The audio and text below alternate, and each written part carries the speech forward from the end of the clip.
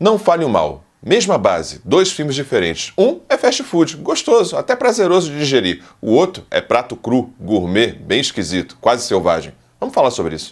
Fala aí, pessoal do Filodoxia, tudo tranquilo, tudo beleza? Eu sou o Thiago Ribarni e você está no Filodoxia para o bate-papo, uma resenha, um comparativo com spoiler sobre Não Fale Mal, primeira e segunda versão. Simbora! Oh, no. Thank God there's a doctor in the house. I'm not a doctor. What? But didn't you say you were a doctor? Did I? You... Shit! It's good that we have a doctor in the house. I'm not a doctor. But didn't you say you were a doctor? Did I? Oh, I lied. You lied? Jeg tror ikke, jeg synes, det er så rart at være. Der er halvanden dag tilbage, det overlever du nok. 1, 2, 3, 4.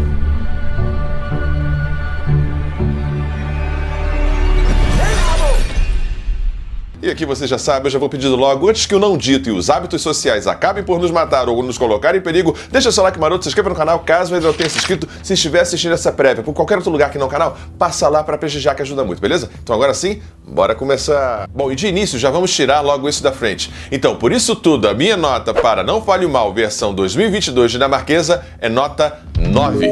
E a nota para Não Fale o Mal, versão americana de 2024, é nota 5,5. Sim, e aí a gente pode discutir isso mais adiante, mas sigamos. Este vídeo contém spoiler das duas versões, tanto a dinamarquesa quanto a americana, beleza? Vamos fazer aqui um comparativo, pensar conceitos filosóficos, sociológicos a partir dessa obra. 2 anos.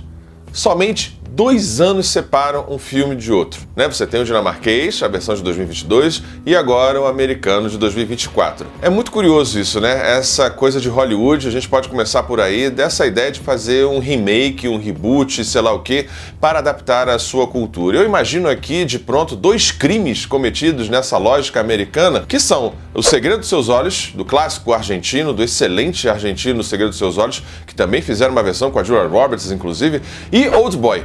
Né? A gente pega aí 2 culturas, a argentina, a cultura sul-coreana, e traz aqui 2 filmes assim muito ruins, o que não é bem o caso aqui. O Não Fale o Mal americano, ele vai para um outro caminho que tem a ver com o narciso e a versão egóica, ou a visão egóica que o próprio americano tem de si, que jamais seria tão passivo, vitimizado, como acontece no dinamarquês. É impossível imaginar um final de Não Fale o Mal americano tal qual o dinamarquês, porque o americano se vê como herói, aquele que salva o dia, aquele que lava a alma, não só se salva, como salva o outro, estabelece a paz no mundo e tal. Então eu já sabia que seria algo nesse sentido, fazer o quê? Mas vamos logo já para um... Momento filosófico. Bom, nesse momento filosófico eu vou considerar muito mais a premissa, a execução, enfim, do filme dinamarquês. É muito mais rico sociologicamente, psicologicamente, em termos de ambientação, de cultura e tudo mais. Então já vamos começar tratando desse contexto aí com Pierre Bourdieu. Sim, Pierre Bourdieu, sociólogo contemporâneo francês, que nos traz vários conceitos, como os conceitos de hábitos, campos e tudo mais. Vamos ficar no de hábitos.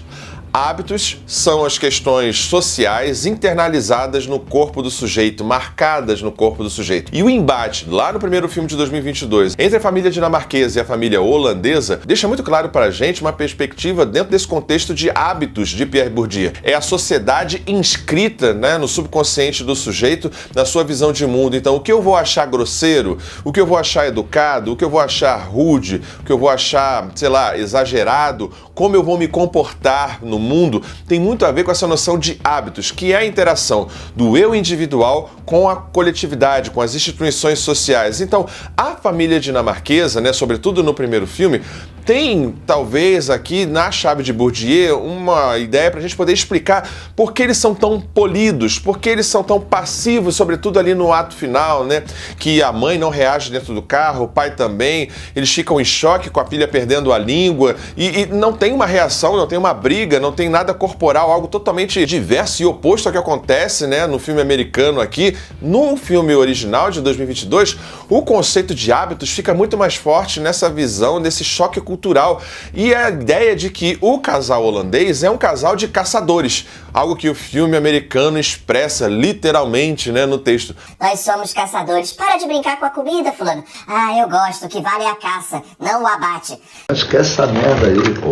Enfim, isso tudo tá lá no filme original de 2022, mas não tão explícito e didático e infantilizado, na minha perspectiva. Mas é interessante pensar que o casal predador aqui é um casal que observa isso, observa os hábitos, escolhe nacionalidades, contextos, vê a emotividade ou a passividade de determinado casal, de determinada configuração familiar e faz disso uma escolha para a sua presa e vai testando, minando, ao mesmo tempo que brincando com a sua presa, testando os limites sociais, né? A questão do não, a questão do se impor, a questão do se colocar, da sua presença ou não, a sua passividade ou não em constrangimentos sociais. Acho que Pierre Bourdieu ajuda a gente a começar a pensar dentro dessa perspectiva. Um segundo autor que a gente pode trazer aqui é ele, Friedrich Nietzsche. Sim, Friedrich Nietzsche dá pra gente fazer um contraponto aqui, agora já pensando na versão americana, né? Vontade de poder, vontade de potência. O dizer sim para a sua própria vontade. Afirmar-se no mundo,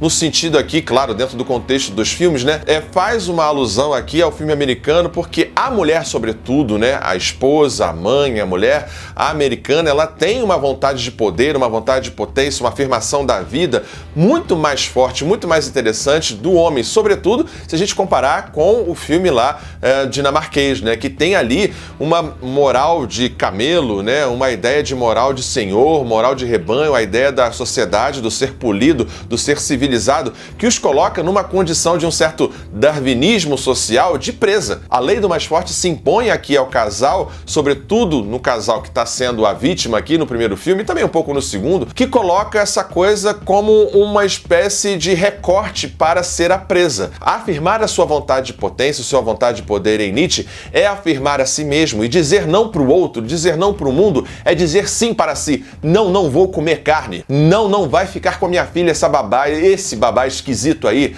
Não, ela vai comigo. Não, isso não está bom. Isso é muito importante, né? A gente saber dizer não, se colocar para o mundo, e o não para o mundo é um sim para si. E algo que faltou muito, sobretudo no casal dinamarquês, e faz parte da trama, é bom que seja assim, no primeiro filme. E no segundo filme, o casal americano, com essa coisa do herói americano, de salvar o dia e salvar o mundo e tudo mais, ele já tem uma certa afirmação de si, uma afirmação da vida, e um certo ímpeto de lutar e de se impor. Acho que Nietzsche, nessa ideia de vontade de poder, vontade de potência, se impor frente àquilo que nos é externo, nos ajuda a gente a pensar em analogia, claro, um pouco sobre isso. E para finalizar esse momento filosófico, eu trago ele, Sigmund Freud. Sim, Sigmund Freud, junto com Lacan, a psicologia, a psicanálise, para a gente entender um pouco esse universo do discurso, esse universo da linguagem. Tem um pensador chamado Wittgenstein, da filosofia da linguagem, que diz uma coisa muito interessante, parafraseando aqui, que é o seguinte: os limites de um sujeito, do universo desse sujeito, são os limites da sua linguagem. Então, a nossa linguagem é limite do nosso universo, da nossa cosmovisão,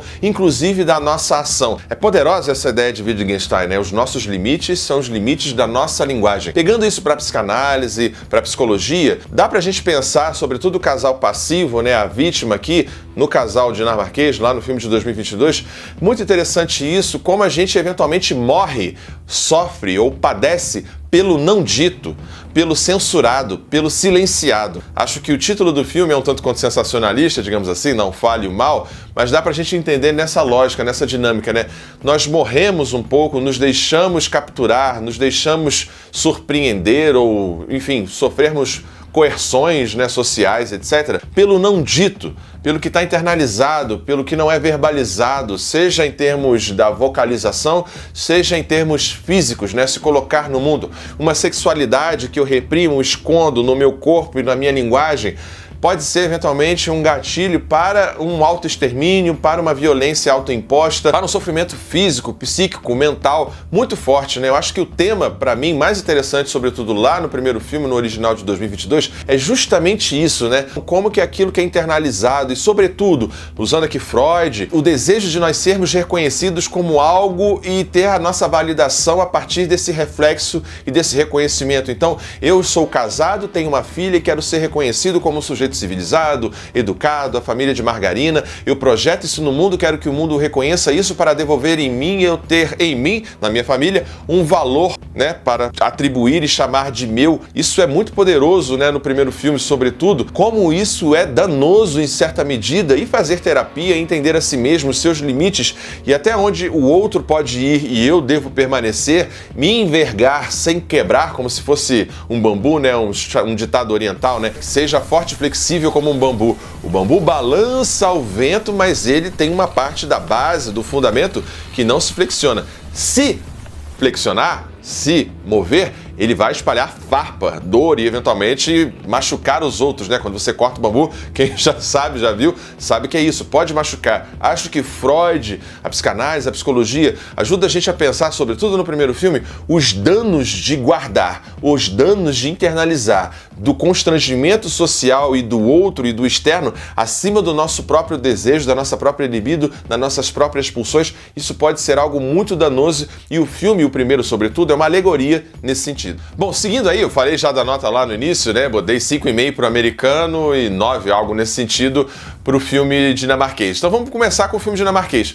O filme dinamarquês, assim, em termos de direção, de atuação, de ambientação, de música, de temas, né? As temáticas, é superior para mim em tudo, é muito mais rico, é muito mais cru, como eu falei, é difícil de digerir, é agoniante, é angustiante, a construção da tensão é muito mais bem feita e interessante na minha visão de mundo, assim, né, na minha leitura, do que o filme americano. Então, por isso, para mim, a nota do filme dinamarquês é mais alta, ele tem mais a acrescentar, o filme fica mais com a gente ao longo do tempo. O filme americano é um filme para o mercado que, não surpreendentemente, tem tido bons reviews, tem tido boas notas, porque ninguém quer sair do cinema, gastar o seu dinheiro se sentindo mal e quer se sentir vingado. E a catarse final do filme, sobretudo no personagem principal aqui da versão americana, que pra mim é o menino, né? É o garoto sequestrado, é ele que tem a sua vingança, é ele que move a trama para adiante, para frente, revela o segredo daquela família sequestradora e tudo mais. Essa catarse final, esse filme de sobrevivência, né? Esse thriller de sobrevivência ali nos últimos 20 minutos mais ou menos, dá uma sensação de